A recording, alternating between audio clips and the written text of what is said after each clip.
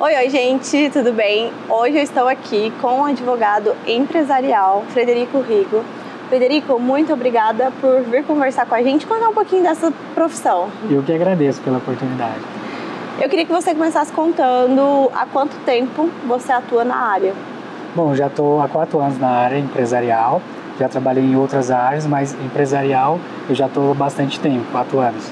E o que faz o advogado empresarial? Olha, é um nicho que ele tem vários aspectos, né? Ele tem desde abertura de empresa, desde encerramento, alteração, ela vai até para o direito societário, né? Então, ele abrange vários campos, né, do direito civil. Então, é bem complexo e bem grande mesmo. O advogado empresarial, ele caminha junto ali com o contador? Ele caminha total. O empresário, o contador, ele tem um papel importante na vida do advogado empresarialista, né? Ele tem que caminhar junto, porque sem um contador, o advogado empresarial não consegue ter êxito nas empresas, né? A parte de tributos fica para o contador? Os impostos ali? Sim, não, o advogado ele faz todo um planejamento tributário junto com o contador, mas os dois têm que estar caminhando bem junto. Entendi. E, por exemplo, vou abrir uma empresa. O primeiro passo é procurar o advogado? O primeiro passo é procurar o advogado que está junto com o contador. E junto com o contador ele faz todo esse planejamento tributário e ele vê qual é a melhor maneira de abrir a empresa. Aí depende do planejamento tributário do que a empresa vai fazer, né? E eu queria que você explicasse um pouquinho pra gente qual que é a melhor maneira de abrir uma empresa. Olha, a melhor maneira é você primeiramente procurar um bom advogado que entenda mesmo do assunto, né?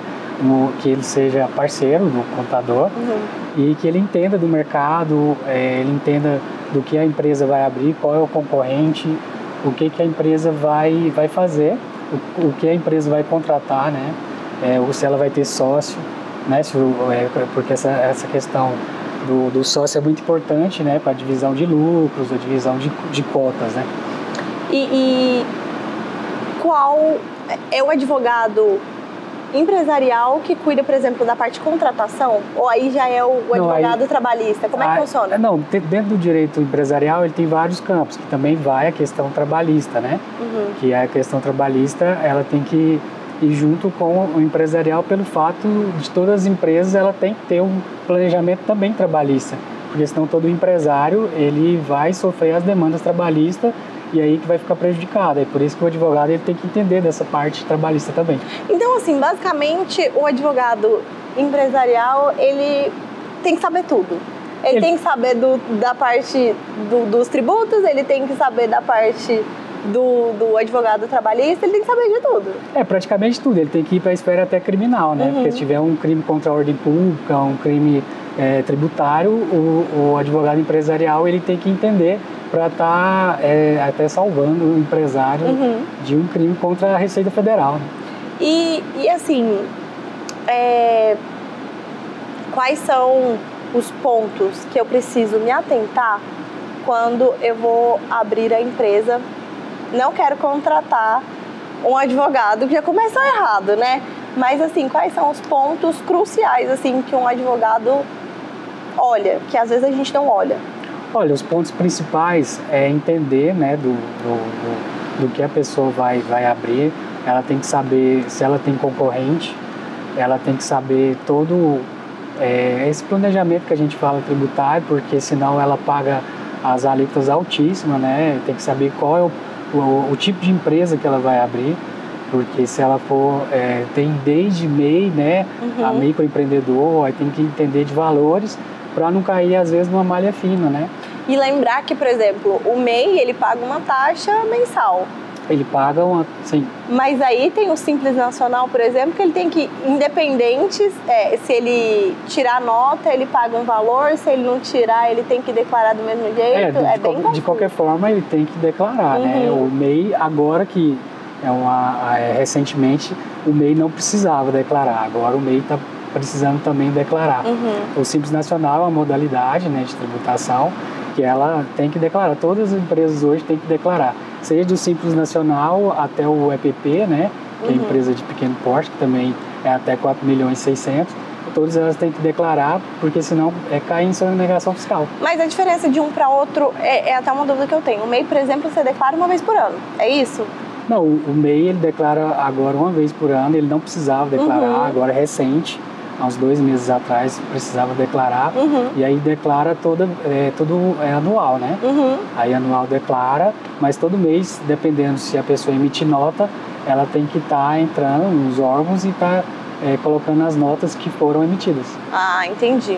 E assim, eu queria que você desse uma dica para quem está em casa, pode até ser mais de uma, que precisa desse serviço. Qual é a dica que você dá para essa pessoa? Olha, a dica que eu dou é procure um bom profissional, né? Veja se realmente ele já tem as demandas no mercado, se ele já atua mesmo, porque hoje tem profissionais de todos os meios, né? Se ele tem um bom contador junto, trabalhando junto, porque hoje você não adianta ter só um contador, porque o povo acha hoje que você ter um advogado, você não precisa de ter o contador. Se você ter o contador, você não precisa de ter o advogado. Acha que um anula o outro. Isso, mas o advogado ele não tem um papel só de processo, ele tem um papel de proteção. E essa proteção jurídica vai fazer que ele não tenha aquela demanda trabalhista e não tenha problema contra problema fiscal. Durante a entrevista você falou muito de conhecer o seu concorrente, né? Por quê? Você tem que conhecer o concorrente. Hoje tem as leis de franquias, né, que você não pode fazer próximo. Então, o importante é você conhecer o concorrente até pelo fato de faturamento. Porque se você abre do lado de um concorrente que às vezes ele já está faturando um valor X, você não consegue atingir um valor, né, de que a empresa possa crescer no mercado. Então, você tem que conhecer o concorrente por isso. Se você não conhece os concorrentes, você não vai conseguir chegar a um êxito. Uma questão mais estratégica mesmo. Questão totalmente estratégica, por isso que é importante o advogado empresarial, porque ele vai te mencionar desde da parte criminal até trabalhista. A questão até da contratação dos meus funcionários, por exemplo, entra nisso aí também? A contratação dos funcionários é o contador que faz, né? Tem um departamento pessoal que ele faz admissão e demissão, né? Ele faz todo o tipo de contratação. E aqui, quando tem as demandas trabalhistas, aí sim é a parte do advogado, né? Mas assim, essa questão é mais para o contador que faz essa admissão e demissão. Quando tem algum problema trabalhista ou algo que possa ser trabalhado, né, extrajudicialmente, aí sim pode ter essa parceria com o advogado. Perfeito. E Frederico, qual que é o processo, quais são os processos que mais saem nessa área? Nessa área, um dos maiores processos, sem dúvida, é a questão de sócios, né? Porque às vezes as pessoas constituem, né, a empresa, coloca a quantidade de cotas, mas ela mesma nem olha quanto a porcentagem, e aí as demandas depois começam a subir pelo fato de faturamento da empresa. Um sócio ganha mais do que o outro, né? E aí, sem dúvidas, essa questão de sócio é o mais importante, é o que mais tem a demanda judicial. E aí normalmente acaba a sociedade? Acaba a sociedade, muitas das vezes tem que ser no judiciário. É mais difícil fazer uma separação de sociedade do que uma separação de marido e mulher, por exemplo? É muito mais difícil, porque demora, a demanda dependendo, aqui no judiciário 3 anos mais ou menos. Então pode ser, demora muito. E envolve mais coisa também, né? Normalmente envolve patrimônio, né? Embora o divórcio também tenha patrimônios, mas em questão empresarial é bem mais complexo. E, por exemplo, tem uma empresa e eu tenho um sócio. E aí, sei lá, meu sócio deixa uma dívida, acontece muito? Acontece muito. Aí no direito empresarial, o sócio ele fica até 2 anos, né?